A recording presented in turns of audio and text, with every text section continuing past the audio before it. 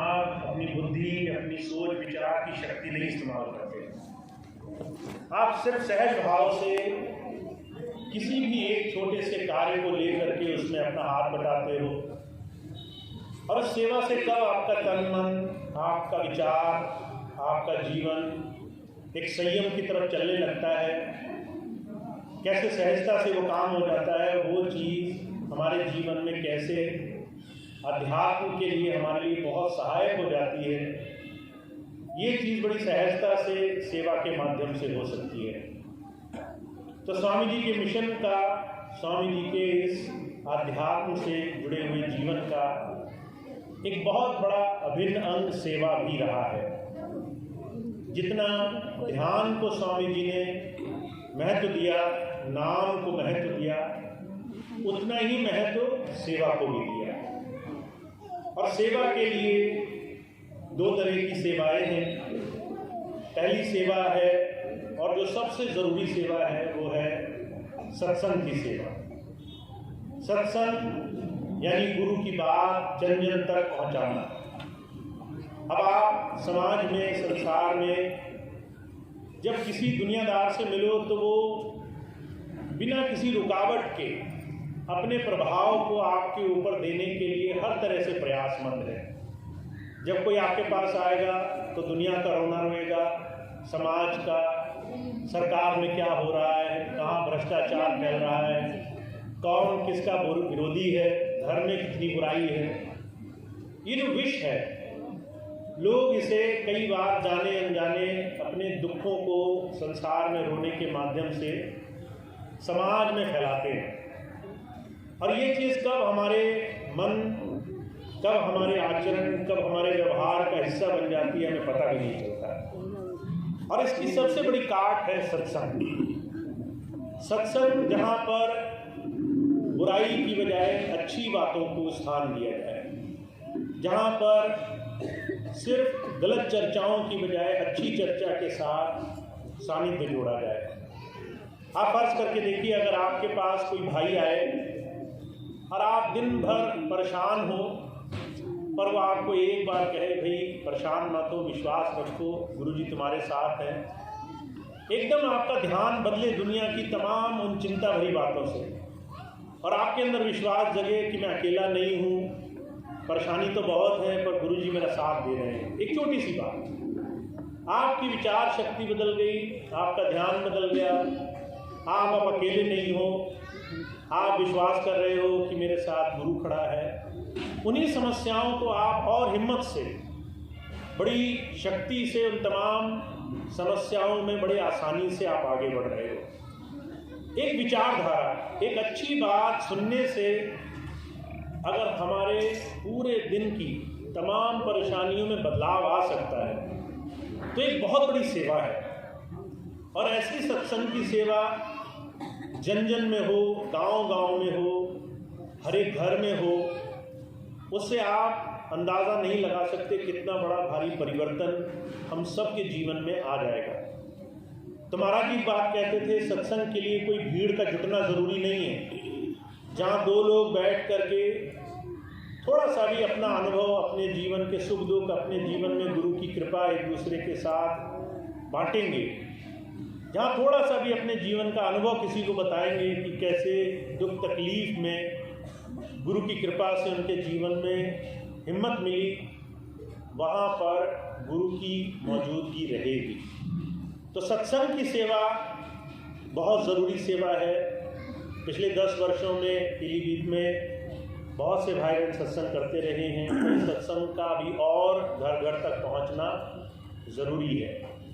तो सत्संग की सेवा में जो भी भाई बहन सेवा के इस माध्यम से जुड़ना चाहते हो, इस सेवा में हाथ बटाना चाहते हो, इसका मतलब ये है कि थोड़ा सा महीने में 2-4 दिन दे सकें, जब वो अपने गांव में किसी सत्संगी भाई के यहाँ, किसी पास के गांव में जाकर के कहीं भी सत्संग के इस माध्यम को जोड़ सकें। तो सत्संग की सेवा के लिए जो भी भाई बहन पहले से जा के सत्संग करते हैं, वो भी अपना नाम भाई डोरीलाल जी को लिखाएंगे। और जो भाई बहन और इस सेवा में हाथ बटाना चाहते हैं, वो भी अपना नाम नए सेवादारों के रूप में भाई डोरीलाल जी को लिखा देंगे। कई बार आपको लगता होगा हम सत्संग में क्या बोलेंगे, कैसे बोलेंगे, तो वो सब जो भी आपको प्रशिक्षण लेना है, जो भी उसकी जानकारी लेनी है, उसके बाद आपको मिलेगी।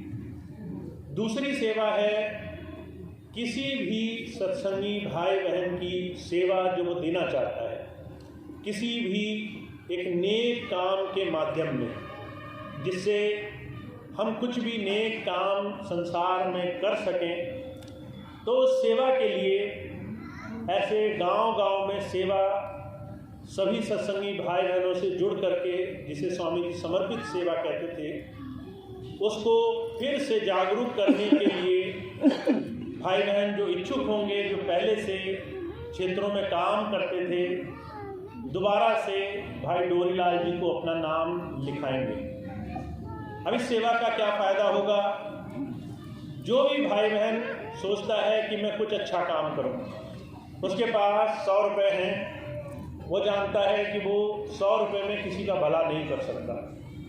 पर जब ऐसे अनगिनत लोग, जो भी उनकी श्रद्धा हो, जो भी उनकी सेवा वो दे सकते हैं अपनी कमाई में से निकाल करके, जब उन तमाम भाइयों की सेवा से किसी असहाय, गरीब, ज़रूरतमंद की सेवा होती है, तो आप असक्षम होते हुए भी इतने बड़े संस्थान के साथ जुड़ करके बड़ी बड़ी सेवाओं का हिस्सा बन सकते हो।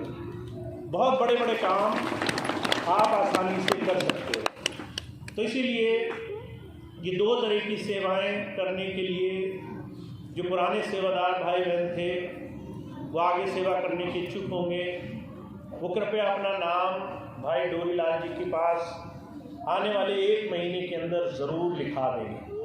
और जो भाई बहन नए तरह से इस सेवा का हिस्सा बनना चाहते हैं, वो भी अपना नाम लिखा देंगे, ताकि ज़्यादा से ज़्यादा उनको इससे जुड़ी हुई तमाम सूचनाएं दी जा सकें, तमाम बातें समझाई जा सकें, वो जो भी इसके बारे में जानकारी लेना चाहते हैं वो सब दी जा सकें। और फरवरी के भंडारे से अगले वर्ष से विधिवत रूप में इस पीलीभीत पूरे मंडल में सेवा के काम पहले की तरह से खूब खुल करके हो सके। और इसका लाभ मैं आपको एक चीज़ बताऊं, जब आप सभी भाई बहन थोड़ा थोड़ा सहयोग इस काम में करना शुरू करेंगे, तो आपके जीवन में सुख शांति आएगी। आपसे जो भी सत्संग के माध्यम से, सेवा के माध्यम से जुड़ेगा, उसको प्रेरणा मिलेगी, हिम्मत मिलेगी, वो भी सेवा कार्यों में हाथ बटा सकेगा। और कल को आप जब किसी ऐसे भाई को देखेंगे जिसको आपने किसी भी तरीके से उसके सेवा में सहयोग दिया। मैं एक छोटी सी घटना आपको बताता हूँ। स्वामी जी महाराज पहले आई ऑपरेशन कैंप लगाया करते थे। लखनऊ में एक बार आई ऑपरेशन कैंप लगा जो मोतियाबिंद का होता है।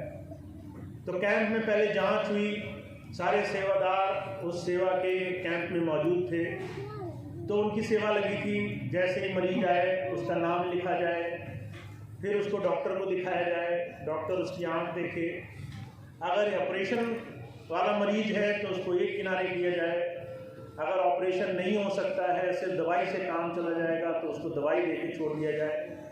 तो तमाम सेवादार भाई बहन सेवा में लगे थे। एक बहन थी बहुत वृद्ध, उसको ऑपरेशन बता दिया गया, उसको वहीं आश्रम में रुकना हुआ। सभी सेवादारों ने उसकी बहुत सेवा करी, उसके खाने पीने का सुबह शाम जो भी हल्का फुल्का डॉक्टर ने कहा कि कम खिलाना है ताकि अगले दिन ऑपरेशन ठीक हो सके, वो सब किया गया। अगले दिन उसे जो है सेवादार बड़े प्रेम से, जहाँ ऑपरेशन थिएटर था अस्पताल में, वहाँ तक ले गए। ऑपरेशन हुआ, उसे बड़े प्यार से वापस लाए। जब उस माता ने खुश होकर के आशीर्वाद दिया सबको, कहने लगा इतना तो ध्यान हमारे अपने बच्चे नहीं रखते जितना आप सब लोगों ने कल से लेके अभी तक हर पल छोटी सी छोटी बात, चाहे प्यार से बोलना हुआ, चाहे सांत्वना देनी हुई, चाहे हिम्मत बंधानी हुई, चाहे माता अगर घबरा रही है तो उसको प्यार से समझाना हुआ, ऐसा स्वभाव देखकर उस माता ने कहा ऐसा तो मेरे बच्चे भी नहीं करते। तो जब ये बात उन सत्संगी भाई बहनों ने सुनी और उन्होंने मुझे ये बात बताई, तो वो कहने लगे कि भैया जी, इतना आशीर्वाद तो संसार में कोई भी दिल से नहीं देता जितना उस माता ने दिल से हमें आशीर्वाद दिया, और क्योंकि हम इस माध्यम से जुड़े थे। तो आप सोच भी नहीं सकते कि आपको गुरु के सानिध्य में बैठ करके कई बार ऐसे माध्यम से रास्ते खुल जाते हैं जो कल्पना भी हम नहीं कर सकते। तो इसीलिए सेवा का माध्यम चलाया जाना बहुत ज़रूरी है। और ये तो एक छोटा सा उदाहरण मैंने आपके सामने रखा, ऐसे बहुत सारे उदाहरण हैं और ऐसे बहुत सारे सेवा के माध्यम हमारे लिए खुल सकते हैं अगर हम इस सेवा के आयोजन में कहीं भी किसी भी तरीके से और किसी भी प्रकार से सेवा के लिए जुड़ने के इच्छुक हों। तो सेवा बहुत ज़रूरी अंग है गुरु और शिष्य के बीच के इस आध्यात्मिक कड़ी का। जितना भजन ज़रूरी हिस्सा है उतना सेवा भी ज़रूरी हिस्सा है। तो आप सभी भाई बहन 10 साल से वंचित रहे हैं इस तरह की सेवाओं से, बहुत से लोग करते रहे, बहुत से लोग वंचित रहे, पर ये मौका आप सबके लिए खुले। और स्वामी जी की ये संस्था और साथ साथ जेंट्स इंटरनेशनल तो अब नहीं रही, तो उनकी जगह मैंने अपनी माता जी के नाम पर रजनी केयर फाउंडेशन एक ट्रस्ट बनाया है। उसके माध्यम से जो मैं हर तरह से साधन जुटा सकूँगा, तो हर एक मंडल में, पीलीभीत, बरेली, चाहे वो और दूसरे मंडल हो, जहाँ जहाँ भी ऐसे कर्मठ सेवादार ऐसे आयोजनों में सहयोग करना चाहेंगे, तो अगले 2-3 महीने में उन तमाम सेवादारों की सूची बनेगी।